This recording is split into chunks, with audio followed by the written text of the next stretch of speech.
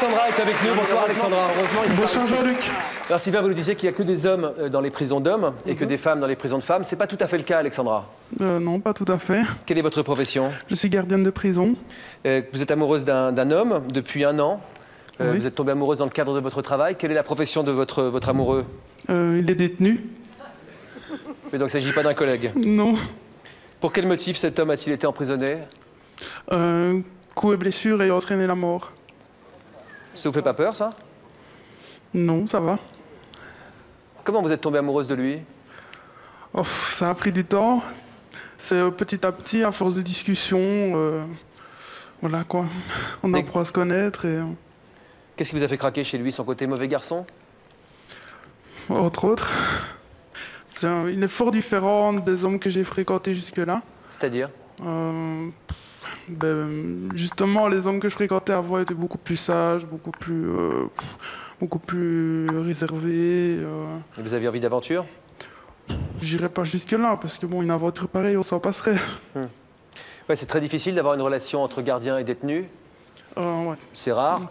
Sylvain, je me tourne vers votre expertise, si je puis dire. C'est vrai qu'en détention, on avait essentiellement des gardiens de sexe masculin, mais je me rappelle qu'on avait quand même une gardienne de prison qui avait une petite vingtaine d'années, qui était très mignonne d'ailleurs. Mais bon, je sais qu'il n'y avait aucune relation entre les détenus et les gardiens. C'était toujours très discipliné. Vos collègues l'ont appris, que vous étiez amoureuse de cet homme. C'est difficile d'avoir des relations un minimum intimes avec quelqu'un dans ce cadre-là, j'imagine. Ah, mais il n'y en a pas. C'est-à-dire qu'il n'y a pas de relation sexuelle? Non, du tout. Ça fait 1 an que vous êtes ensemble, ça vous manque? Ça commence, oui, tout doucement, là. Jusqu'où avez-vous été avec lui? Les baisers, c'est tout. Mais c'est rare. Qui s'est déclaré à l'autre et dans quel contexte? Celui qui a commencé le premier. Disons que, bon, en fait, on a commencé à discuter petit à petit, puis de plus en plus de discussions personnelles. Puis, bon, évidemment, les sentiments grandissent, et jusqu'au premier « je t'aime », que lui m'a dit. Mais moi, j'ai mis beaucoup plus de temps. J'ai mis beaucoup plus de temps à lui dire, parce que je me méfiais énormément. Vous avez fini par être dénoncé par une de vos collègues. Ma première question, c'est d'abord comment vos collègues ont-ils, parce qu'on voit tout en prison, ont-ils perçu ce rapprochement? Disons plus par rapport au temps qu'on passait à discuter, en fait, parce que, je vais dire, même encore à l'heure actuelle, personne ne saurait prouver qu'on a une relation tous les deux. C'est pour ça que vous témoignez anonymement, et super anonymement, si j'ose dire. Voilà, oui. Oui. Vous avez été dénoncé, c'est pas beau ça, hein? Non, pas du tout. Vous avez été surprise par ça? Quand même, parce que c'est vrai que, bon, on faisait quand même tout pour que rien ne se sache. Parce que bon, ça restait de la discussion essentiellement, quoi. Je veux dire, le peu de baisers qu'on a échangés, personne ne les a vus, quoi. Donc, dénoncé, puis muté. Ça veut dire que vous n'êtes plus dans la même maison d'arrêt. Voilà. Quel contact vous gardez ensemble aujourd'hui? Très peu. Téléphone, courrier. Mais voilà, quoi. Vous n'avez pas peur de vous faire prendre?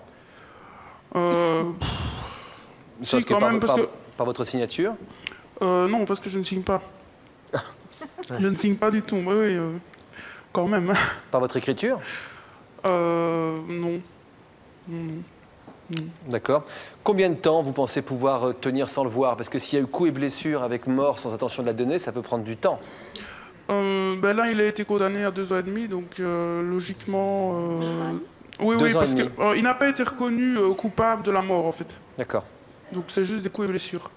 Donc il a pris 2 ans et demi, donc normalement, si tout va bien, au maximum 1 an et demi, il sort. Vous pensez que votre relation a de l'avenir? Oui, sinon je ne t'aiderais pas jusque-là. Je ne prendrais pas tous ces risques si j'en étais pas sûr. Comment vous avez réagi au témoignage de Marie? Personne ne sait à part son fils. Quelle est sa vie? C'est hyper difficile de devoir cacher ça, parce que l'amour, on a envie de le crier sur tous les toits.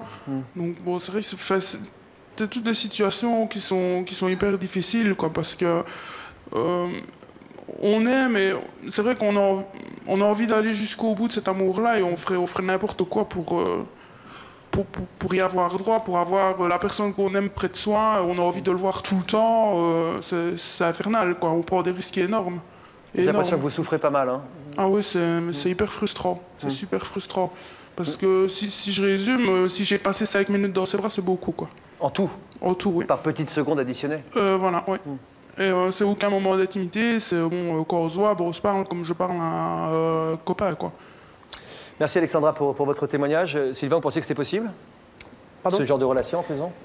Est-ce que c'est possible? Oui et non. Après, ça dépend évidemment. Il ne faut pas non plus que la hiérarchie soit au courant, sinon ça peut faire tache d'huile. Après, il faut voir aussi si les détenus sont au courant, etc. Mais je pense que c'est très embêtant quand on est gardien de prison d'entretenir une relation d'amour avec un détenu. C'est quand même très, très embêtant, quoi. Et puis on a vu un reportage tout à l'heure, c'est vrai que c'est interdit par la fonction, donc voilà, ça calme, c'est clair.